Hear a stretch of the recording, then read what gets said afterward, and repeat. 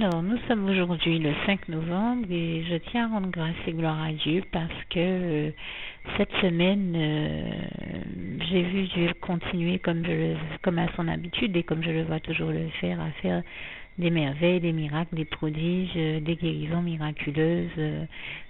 Uniquement ça déjà en soi, même si ça se passait dans la vie des autres et que c'était d'autres personnes que j'ai vu Dieu bénir. Mais une fois de plus, comme je le dis, j'ai vu Dieu être tellement merveilleux comme à son habitude que je suis subjuguée par sa gloire, par la splendeur glorieuse de son règne, comme j'aime à rappeler ce passage du psaume 145, versets 8 à 21 qui nous le stipule très bien, nous décrit très bien cette réalité et j'en rends grâce et gloire à Dieu. Et je tiens aussi à rappeler ces deux passages qui disent que le juste vivra par la foi et que la prière fervente du juste est d'une rare efficacité. Et j'en veux pour preuve que justement cette semaine, parmi les merveilleuses choses que j'ai vu Dieu faire, eh bien je l'ai vu exaucer une de mes prières et je demeure persuadée que bien entendu très certainement je ne suis pas la seule à avoir prié pour cette cause, puisque nous savons que s'il y a des ministres du diable, il y a aussi des ministres de Dieu. Et en tant que ministres de Dieu, nous avons la responsabilité de prier Dieu afin que les meilleures mesures soient prises en notre faveur, les meilleures décisions pour nous et pour le peuple de Dieu, comme pour tous ceux pour qui Dieu le souhaite et que Dieu souhaite bénir. Et je fais allusion en l'occurrence en disant cela au psaume 40 versets 5 à 6 et aussi tout à l'heure dans mon propos je faisais allusion à Job 5 versets 8 à 9 qui nous décrit bien le fait que Dieu continue aujourd'hui de nos jours encore à faire et à accomplir des merveilles, des miracles, des prodiges sans nombre et qui sont tellement nombreux que justement on ne peut même pas les dénombrer. C'est en ce sens que l'on dit sans nombre et toute la gloire revient à Dieu, à Jésus-Christ et à son Saint-Esprit. Et donc moi une chose m'a particulièrement touchée cette semaine, c'est donc que le Seigneur m'a mis à cœur de prier pour que soit adopté le budget qui avait été soumis au vote pour le budget donc pour l'outre-mer, qui était de 2 milliards à peu près, je crois. En tout cas, bon, je ne voudrais pas me tromper dans les chiffres, mais je crois que c'est bien ce que j'ai entendu encore ce soir. Mais je rends grâce et gloire à Dieu parce que le Seigneur Jésus je lui ai demandé dans ma prière de valider ce montant s'il lui convenait. Et ce soir, on disait au journal de 20h que ce budget a été adopté et que plus précisément il a été validé. Donc comme par hasard, c'est bien les mots que j'avais utilisés dans ma prière que le Seigneur Jésus a utilisé à travers la personne qui était en train d'en rendre compte, de rendre compte de ce qui avait été voté et adopté finalement. Et il a précisément utilisé le mot que j'avais utilisé dans ma prière, à savoir que le budget a été non seulement adopté mais validé. Et donc je rends grâce et gloire à Dieu, à Jésus, à son Saint-Esprit qui a vraiment exaucé là une fois de plus ma prière, comme il exauce toujours toutes nos bonnes prières et je lui en rends grâce et gloire.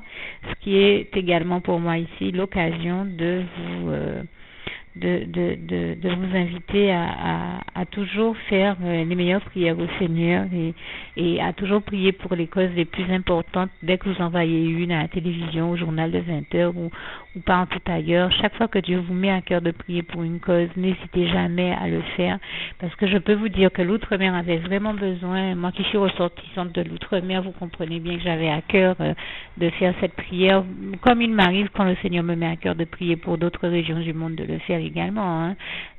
Nous savons que Dieu bénit tout le monde sur la terre tout entière et toute la gloire lui en revient.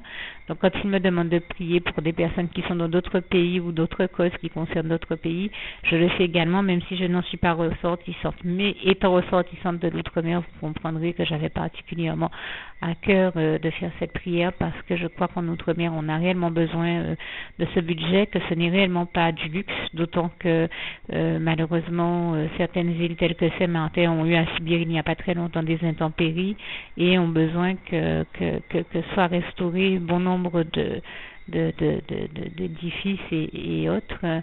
Donc ces sommes-là peuvent paraître énormes quand on en parle comme ça, mais je crois qu'il y a de réels besoins en outre-mer qui impliquent qu'on on leur alloue de telles sommes afin de pouvoir y pallier.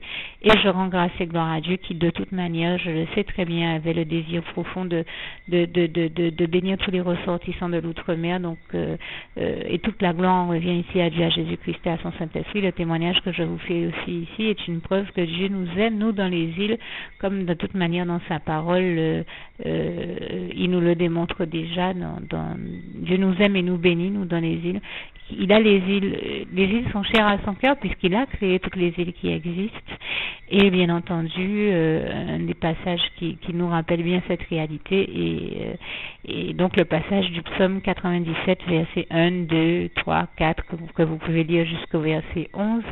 Et je rends vraiment grâce et gloire à Dieu pour ça. Et en adoptant et en validant encore ce budget, il nous démontre bien que c'était bien sa volonté de nous bénir et de pourvoir aux besoins de tous les ressortissants d'outre-mer. Et je tenais à en témoigner ici et à vous encourager aussi à persévérer dans la prière ainsi que dans votre marche par la foi avec et pour Dieu, Jésus-Christ et son Saint-Esprit.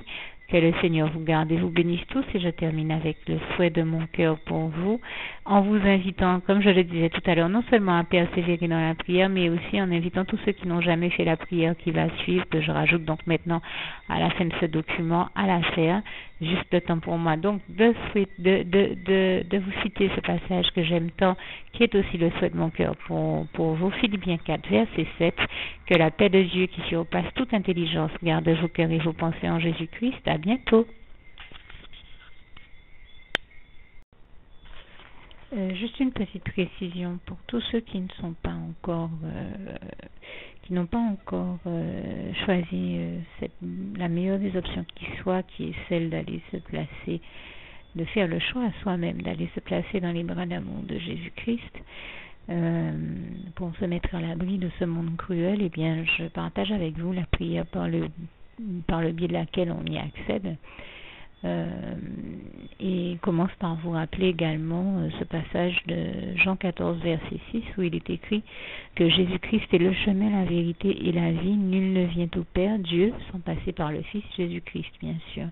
Je le dis à ma manière, vous regarderez comme il est actuellement écrit dans vos Bibles là encore. Et donc, n'hésitez pas à ouvrir vos cœurs à Dieu, à Jésus, à son Saint-Esprit, à être sincère avec lui et à lui adresser la prière qui suit, à lui dire tout simplement, Éternel mon Dieu, Seigneur Jésus-Christ, moi, un tel, vous dites votre nom et votre prénom, je t'accepte aujourd'hui comme mon sauveur personnel, le seul maître et roi de ma vie. Je remets toute ma vie entre tes mains puisqu'elle t'appartient, Éternel mon Dieu, puisque tu l'as créée, cette vie. Donc tu en es donc le seul maître et propriétaire comme de tout ce qui existe dans tout l'univers. Je remets donc toute ma vie entre tes mains, je te la donne. Merci, Éternel mon Dieu, aussi de permettre que cette vie que tu m'as donnée continue à être à ta gloire et que je continue à te servir, à t'appartenir pour l'éternité, d'éternité en éternité. Merci aussi, Seigneur, de faire que je continue donc à te servir et à t'appartenir pour l'éternité, d'éternité en éternité. Et aussi, Seigneur, de m'accorder la grâce de ton pardon et de ta miséricorde pour tous les péchés que j'ai commis tout au long de ma vie, jusqu'à la date d'aujourd'hui incluse. Et c'est au nom puissant du Seigneur Jésus-Christ que j'ai fait cette prière.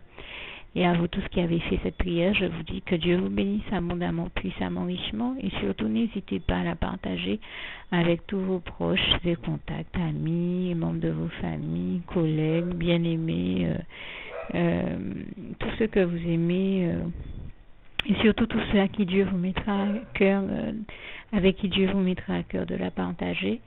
Et comme j'aime à le dire, si vous n'avez pas encore pris le temps de faire cette prière, comprenez bien que voilà, ça ne vous coûte rien de la faire, c'est gratuit, c'est indolore, et que voilà, vous n'êtes pas obligé de me croire, mais moi il m'est arrivé tout comme vous de devoir faire cette prière un jour dans ma vie, et quand on m'a proposé de la faire, je me suis dit, et si c'était vrai, et si c'était vraiment Dieu qui, par ce biais-là, m'appelait à lui et me demandait de lui donner ma vie, de l'accepter, c'était Jésus qui était en train de vraiment me tendre la main et qui était en train de me demander de l'accepter comme mon sauveur personnel, je ne pourrais pas passer à côté de l'occasion de lui dire oui, parce qu'il faut aussi que je reste ouvert ou ouverte à ce que Dieu peut avoir à me dire. Il faut que je garde mon cœur et mon intellect ouvert à ce que Dieu peut avoir à me dire. Donc je me suis dit, je ne peux pas courir le risque de passer à côté de mon éternité, de passer à côté des meilleures choses de la vie, surtout si le maître et créateur de la vie m'appelle et cherche à me sauver. Pour être sauvé, il faut bien que je lui dise oui, que je souhaite qu'il me sauve. Oui, Seigneur Jésus-Christ, je t'accepte comme mon sauveur personnel. Et c'est le sens de cette prière. Et comme je dis, elle ne nous coûte rien à faire. Et puis surtout, moi je vous dis, du jour où je l'ai faite, j'ai vu changer ma vie en mieux sur tous les plans. Et donc je crois que ça ne vous coûtera rien, ça ne vous coûte rien vous non plus de la faire et puis d'expérimenter, de regarder comment les choses vont se dérouler dans votre vie, de regarder Jésus changer votre vie en mieux, à vous aussi. Et d'en faire l'expérience. Et pour en faire l'expérience, il faut commencer par faire cette prière. Donc si vous ne l'avez pas encore dite, réembobinez tout simplement cette vidéo ou ce document si vous préférez, réécoutez-le et dites avec moi la prière que vous m'avez entendu mentionner. Et n'oubliez surtout jamais que tout est possible à celui qui croit en Dieu, en Jésus-Christ et en son Saint-Esprit, comme il est écrit en Marc 9, verset 23, et que tout est possible à Dieu, comme il est écrit en Marc 10, verset 27. Que Dieu vous bénisse donc et à bientôt.